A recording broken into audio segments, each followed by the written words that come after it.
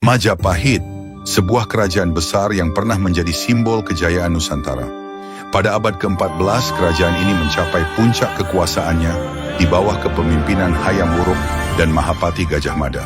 Namun kejayaan itu tidak bertahan selamanya. Seiring waktu, Majapahit perlahan melemah hingga akhirnya runtuh. Lalu, apa yang sebenarnya menyebabkan kehancuran kerajaan yang begitu megah ini?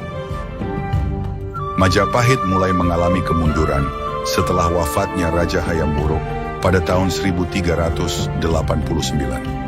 Tanpa pemimpin yang kuat, muncul konflik perebutan takhta yang berujung pada Perang Paregreg. Perang ini terjadi antara Bre Wirabhumi, anak dari selir Hayam Wuruk, melawan Wikramawardhana, suami dari Putri Mahkota Kusumawardhani. Pertempuran saudara ini berlangsung selama bertahun-tahun, melemahkan stabilitas politik dan ekonomi kerajaan. Sebagai kerajaan maritim, ekonomi Majapahit bergantung pada perdagangan. Namun pada abad ke-15, pelabuhan-pelabuhan strategis seperti Malaka jatuh ke tangan Kesultanan Malaka yang didukung oleh dinasti Ming dari Tiongkok. Dengan hilangnya kendali atas jalur perdagangan, ekonomi Majapahit pun semakin terpuruk.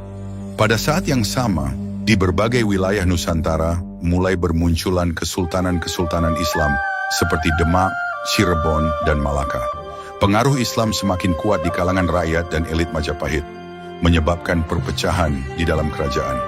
Banyak bangsawan dan pejabat yang berpindah ke kerajaan-kerajaan Islam yang lebih stabil dan menjanjikan masa depan yang lebih cerah. Dalam beberapa catatan sejarah, Majapahit juga menghadapi berbagai bencana alam dan wabah penyakit yang melemahkan populasinya.